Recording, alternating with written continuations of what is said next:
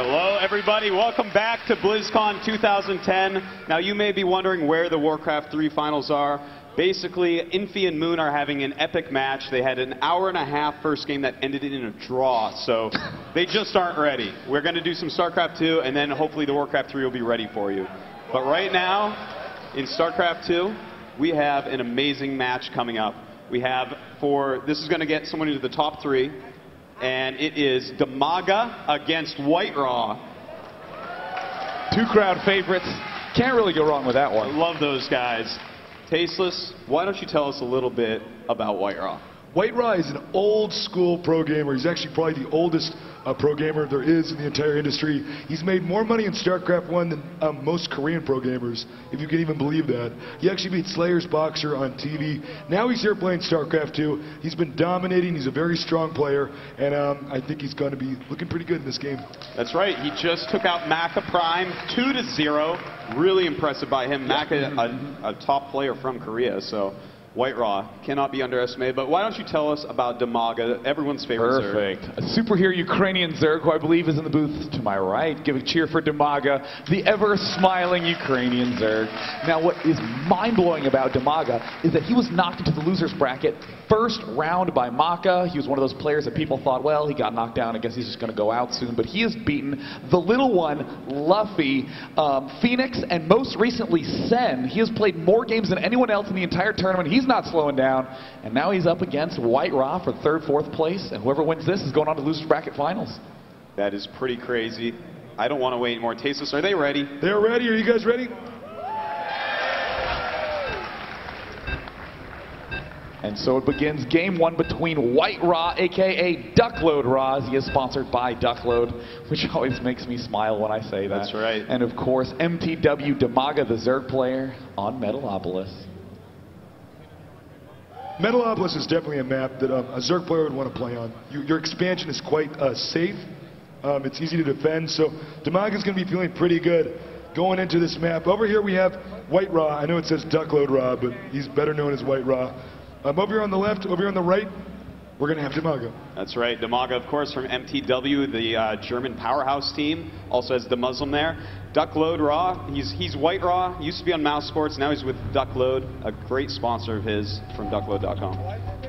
And now these positions are going to be so nice for Dimaga. On Metalopolis, the big scare is always if you are right against bottom or left versus top, as they are so close by ground distances. However, Dimaga is cross-map spawn, so he's going to have plenty of space to expand, and more importantly, plenty of time to see an attack coming and to make units and prepare for it.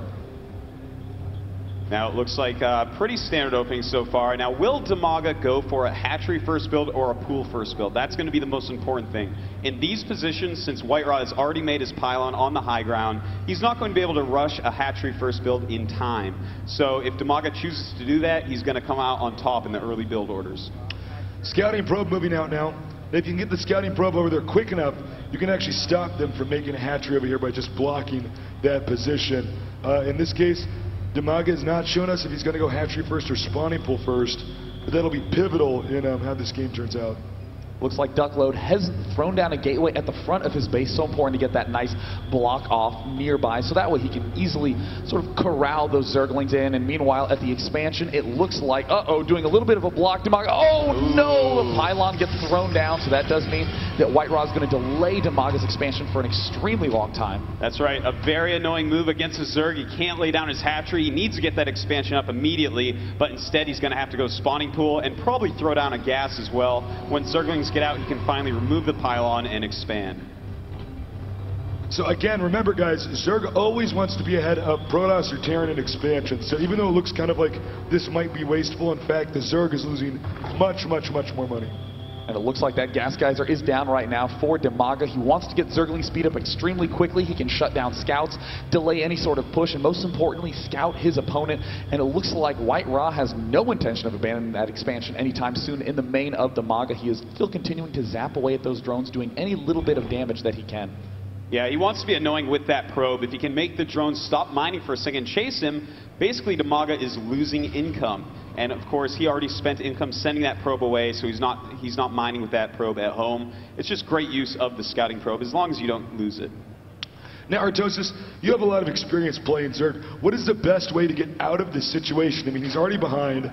The Zerglings obviously will kill the pylon, but the hatchery's going to be up pretty late. I mean, what are you supposed to do now? Well, you should get that Zergling speed as we see he's doing. He's also making some Zerglings a little bit more than I thought he'd make, but he definitely wants to get a couple queens out if he wants to recover an economic game. If he gets both queens out right away, it almost makes up for the lack of the hatchery earlier.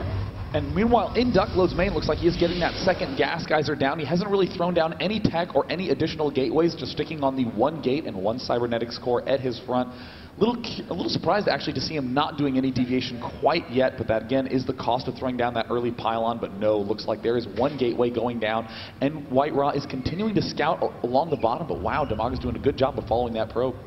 And right now, you can see on the minimap, Dimaga has really spread everything out. He had those Zerglings spread. They're now chasing the probe. But he's trying to scout the entire map, see anything coming, not letting that probe get up any sort of pylon for a warp gate rush. Looks like this probe should be taken out here. And meanwhile, it does look like we have more Lings on the way here for Dimaga. This is pretty surprising. He's already been a little bit behind economically. Now he's going to focus on making attacking units instead of workers. This is going to be quite interesting. And that is very interesting, because if we take a look at the worker count, only 15 drones for Dimaga right now. So he is really massing up the Lings, 24 Zerglings already. He really wants to crush anything that White-Ra comes out with. And it's kind of a smart move, because if Dimaga can just totally destroy any rush attack, then he's going to be able to drone up very easily and get way ahead of White-Ra. Oh yeah, absolutely love that comment. Almost always, every Zerg is trying as hard as he can to scrape back in the economy battle, so rarely ever do Protosses expect that many units to be at the bottom of the ramp, and it looks like Duckload-ra is moving out with a very small force to be able to set up a quick expansion. Note the position of this pylon makes it a little bit more of a wall here towards this ramp. Now, it's all going to come down to force fields here. If he does move in with the Zerglings, and he will. Nice surround. Beautiful. Running passes out there. They are the counter Zerglings, trying to hit the Stalkers, trying to hit the Sentries, the expensive tech units. And if he can get that other Sentry, it's going to be big. But no, held off. Very nice defense there by White-Ra. Actually extremely impressive. Those force fields were so critical. If you do not get a good force field at your ramp, you run the risk of all the Zerglings starting into your main, at which point you will lose almost all of your workers. But White-Ra showing very good composure. You know, that was a nice little prod. He wanted White-Ra to actually attack him so those Zerglings could kill the army on open ground where force fields aren't as good. But instead, he realized that that wasn't going to happen. He had to reduce the number of the sentry units for Duckload-ra, and he did a good job of it. Now we see he's droning up, trying to recover the economy battle, and it looks like a pretty even game going into the mid-game. Forge coming up here again. Note the placement of the buildings. You can put a cannon back here, and of course the sentries with the force fields is going to make for a very nice tight position here. Charging out +1 attack.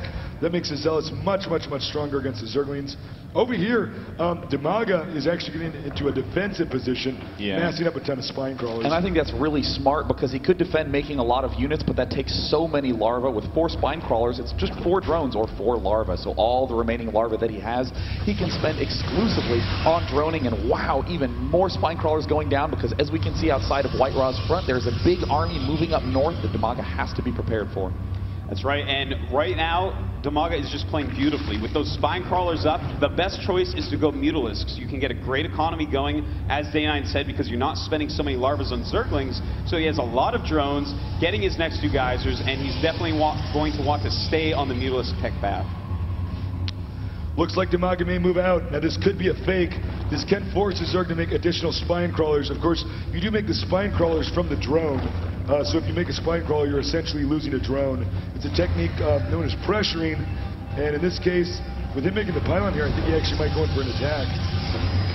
Yeah, he definitely might go in for that attack, but Dimaga is going to see it. He's scouting very well. His creep extends quite far, and he has a lot of spine crawlers. So if White-Ra actually wants to commit into attacking that, if he doesn't win the battle, the game might be over.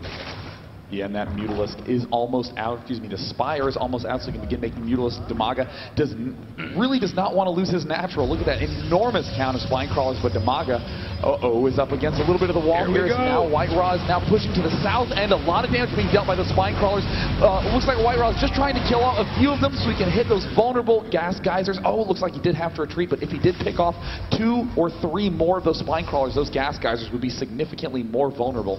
And, you know, if you look right here next to the geysers, if he can kill a few spine crawlers, he can actually get behind there on Metalopolis and harass the drone line, the hatchery, the gas. And if he does that, his economy is twice as good as Dimaga's, and Dimaga falls behind. Meanwhile, we got an expansion coming up over here for Dimaga, and you can see nice usage of the Zergling here. He's just making sure that there's no probe that can come up here without a Zealot or a Stalker to protect it. And this army mix is so good by White-Ra. Oh my goodness, sees the Mutalist, but it looks like Dimaga is just going to dart right past that whole army and go into the extremely vulnerable main of White-Ra. Stalker's being morphed in there, but there's absolutely nothing there to defend, so Dimaga could do some huge damage. This Stalker-centric composition is so useful in the middle of the map because the force fields make the Stalkers very, very easy to control around. But at this point in time, it is a big problem for White-Ra. His army's completely on the other side of the map. There's a target firing on those, but wow, White-Ra target firing those Beetles, picking them off one at a time. And it looks like Dimaga will be forced to retreat. You know, I don't know if that was a great idea to actually engage those Stalkers. Look at this, he's going to lose some more Mutalists. No, he does get away, but you have to hit the critical mass of Mutalists. They're a harassment-based unit. You can't really fight head-on until the extreme late game when the armies even out a little bit, supply-wise. So it might have been a mistake to actually lose a few Mutalists there. Got a Changeling right here. This is dropped from the Overseer. It looks like one of Dimaga's Zealots, but it's actually not. And he can use that to spy on it. Meanwhile, you can see Dimaga just wants to get rid of these pylons in the middle of the map. 8 hit points there. If he can take out these pylons, it's going to be tougher to warp in units to support his army. It looks like these Mutalists now kind of flying around, trying to get around the army, harass wherever they can. And Duckload-ra, maybe he'll expand to the gold base. We don't see that too often in PvZ. But it looks like it's a good spot for him to do it because these Mutalists are getting cut off. Oh no, Dimaga wasn't paying attention for a moment. Ends up losing 3 Mutalists and maybe a 4th one. No, it escapes with 1 health. But Dimaga was just not looking in time, but it might end up working out okay because here's a big Ling Mutalist attack moving in here. Zealots warped in to be able to deal with those Zerglings. Another small force of Zerglings heading to the gold expansion in the middle. Won't be able to pick it off. No, there's a huge army there to greet it. White-Ra seems to be all over the place at once, and most importantly, is very close to getting that key gold expo up. That's right, and that was not a very good trade there for Dimaga. He's losing a lot of units, and as you can see, only 14 mutas. He's lost 6 or 7 so far, so really, if he had 20 plus mutas, counterattacking the main base would be very scary, but it looks like right now his 3rd base has been found, and this is going to put White-Ra way ahead. Oh gosh, the critical expansion found. Looks like he has a lot of Mutalists here, and there are really not that many Stalkers. This could be a huge chance for Dimaga to get a little bit of a lead against White-Ra. Look at the Mutalist surge forward. He's doing a ton of damage. All the Stalkers were isolated away, and now these are just free Zealots. Dimaga is desperately trying to make as many spine crawlers as he can, but here comes the huge army of White-Ra moving up to this top expansion. I don't know if Dimaga can hold it. He's going to head up here. He needs to get these spine crawlers off. He has to keep this expansion secure. The army is basically boxed in right now. Guardian shield here on the sentries. I believe there's too many units. He blocks it off the ramp with a force field the Zerglings can't reinforce. Nice move there by White-Ra, engaging with the Mutalists. This could be dangerous. If he loses this group of Mutalists, the game is basically over. But at the same time, if he goes down a base, the game could be over as well. Looks like the Zerglings are flanking. Beautiful force fields by White-Ra. And may Dimaga clean this up? Oh my goodness, the Zerglings and the Mutalists in combination, the rally from all sides. It looks like Dimaga will be able to keep this expansion alive. Oh my goodness, Dimaga pulled into an enormous lead. The gold expansion is incredibly vulnerable. Now it is White-Ra who is on the defensive. And in the midst of all of this, a nice blink to pick off the Mutalists, but at the far bottom right end, another expansion is up for Dimaga. He is pulling into a big economic lead, and here comes the huge attack. Wow, here come the Zerglings and the Mutalists. Amazing play by Dimaga, but a lot of units warping in. The cannon's helping out quite a bit. White-Ra has to hold this base, or Dimaga's going to get way ahead on his 4 bases. Looks like he's going to manage to take out the gold base. If he takes out the gold base, White-Ra could actually be out of this game. We have more Zerg units coming out here from the main, reinforcing. I don't see anything from the Protoss. His expansions are getting close to being exhausted, as you can see here. That's right. If you look at the unit count right now, he has 51 probes and a Stalker. I'm pretty sure that doesn't beat what Dimaga has. It is not looking good at all. Dimaga now on 4 bases, and it looks like White-Ra is just saving up to try to warp in at the bottom of the map. And we can also see a dark shrine being constructed in White-Ra's main. His plan to warp in DTs at the bottom is going to be shut down, but fortunately for White-Ra, there's really not that much detection on the map for Dimaga, so this could be a chance for White-Ra, but oh no, a few Stalkers getting caught out of position. He needs to be very careful. Even though he does have Blink, those speed Zerglings are so fast they can still surround all of the Stalkers.